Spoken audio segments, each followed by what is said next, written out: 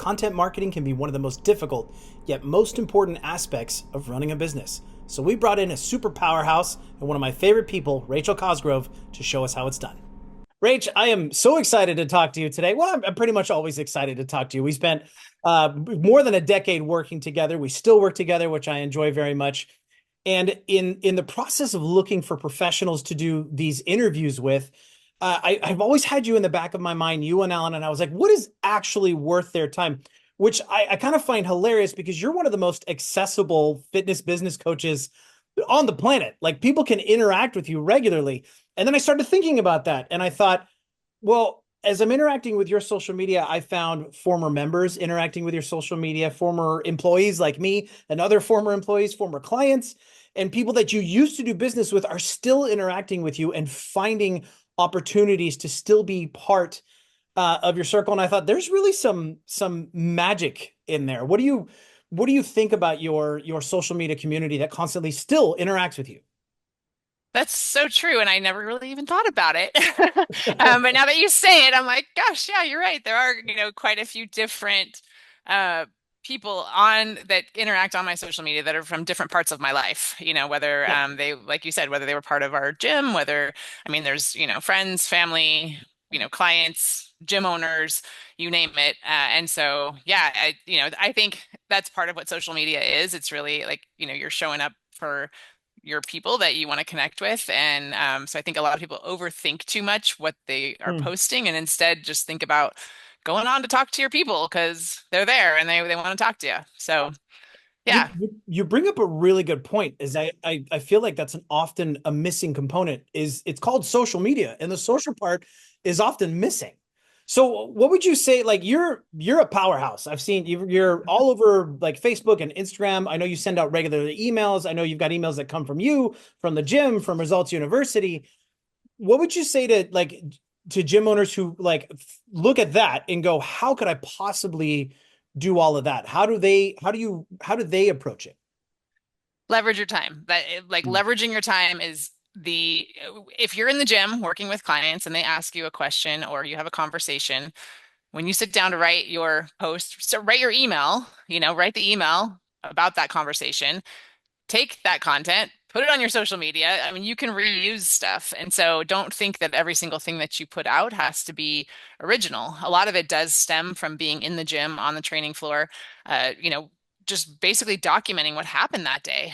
That's where you're going to get the best content, and that's where you're going to get the most authentic content. And people are going to feel like they're really talking to you, and they're not just getting, an AI version of your caption that you didn't actually write, right? So just talk to them. Like I think that's, most fitness coaches are passionate about what they do. It's just a matter of continuing to communicate that not only on the gym floor with your clients, but in other avenues as well. You had given me a phrase a few months back that stuck with me from my own social media, and I think it was document, don't create.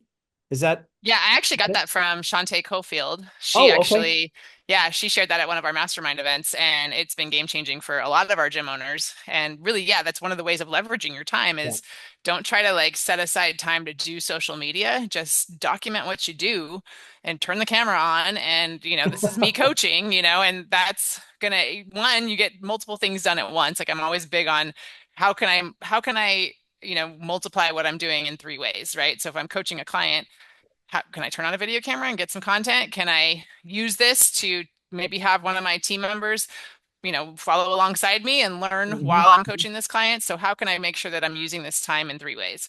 And one of those ways is to document yeah, get your camera set up and just document what you're doing. Don't make a big deal about it. Yeah, better use of your time rather than requiring more time. Right. And people Yeah. want to see what you do. They don't want to see the fake you. They don't want to see the act that you're going to put on. They want to see what is it like to get coached by you. And that's been one of the most popular posts we do on Results Fitness are our mic'd up posts. So we Oh, mic up yeah, our those are coaches. great. Yeah, and they just, like do your thing, go out and coach our clients, and we're just gonna throw a mic on you, and that's like they don't do anything different. They literally Yeah. are just doing what they do, and that's where we get, you get the real feeling of, oh, this is what it's like to be on the gym floor at Results Fitness getting coached by one of their coaches. So Yeah. people want to know the real you. They want to see you in doing your thing, doing what you're the best at. Don't, think you have to put on an act when you're trying to create content. I think authenticity is one of the things that people struggle with and overthink. They're like, well, how do I capture the real me? And what does the real me sound like? And then they get overwhelmed. And then they turn to AI to have write posts for them. And the more I go through it, the more I'm like, these sound the same. The language sounds the same. They look the same. What would you say are maybe a couple of the key points of finding your authentic voice? How do you find your authentic voice? When I read a Rachel Cosgrove post, I know it's a Rachel Cosgrove post. I'm talking to somebody. So whenever I'm writing, I'm thinking of somebody that I'm talking to. So, if you're talking to your clients, if you're trying to get more clients, if that's the reason for posting on social media is you're, trying to attract more people to come help change their lives, then think about that person that you are talking to. And when you're writing, and if you're not good at writing, then say it and get it transcribed. Like it's pretty easy now. There's so much technology to, you could be in your car saying all of the conversation that you want to have with this person and then get that transcribed and that can become your post or that's your video, right? So figure out what you're good at, figure out, where are you comfortable if you're good on camera or if you're good, in the written word, figure out Mhm. what you're best at and how do you communicate best. And then that's going to be where you're going to come across most authentically. Okay.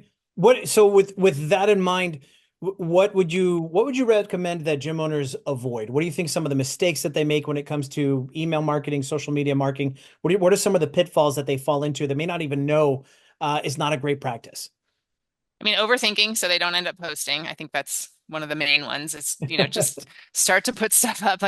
You won't know what works until you start posting. And so, Mhm. start to get content up. Just commit to yourself. You're going to post every day. Put something up every day, have a conversation. And when you force yourself to do that, then you force yourself to figure out something to say.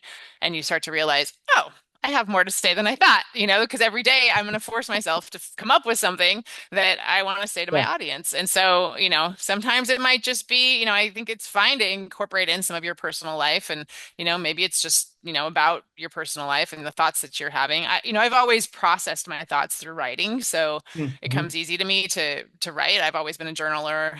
If you don't journal or write, that's something that you probably want to start to practice so that you get used to, taking your thoughts and putting them on paper and turning it into writing. I think that's a great way to process your thoughts. So, I think with that, a lot of them overthink, don't post, and then maybe they don't realize how much they know Mm. and the stuff that they know is, to them very like, well, of course everybody knows this, Of course everybody knows, to do compound movements and not isolated movements. Of course everybody knows, to eat more protein or, but guess what? Your target audience might not know that. And even if they Yeah. do know that, they might need a reminder, right? So some of the things that you think are rudimentary or that are not worth sharing because maybe you think everybody's sharing it or there's already somebody else saying it.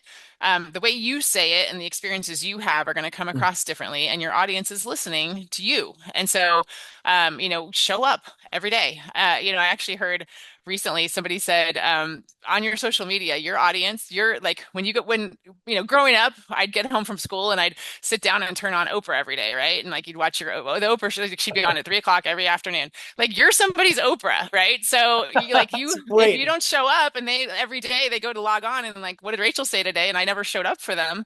Like Yeah. I'm the one that they're waiting for to teach them something or to inspire them or to give them their Yeah. next idea or and if I don't show up, it's like Oprah not showing up one day, so like you could be somebody's Yeah. Oprah, so just like think about that it's not about you, it's about them and showing up every day, sharing something that's going to help them, and don't overthink. You know more than you think you know, and the things that you're going to share are going to help somebody. So start to put them out there and you'll start to realize how much those things are making an impact on the people that are listening to you.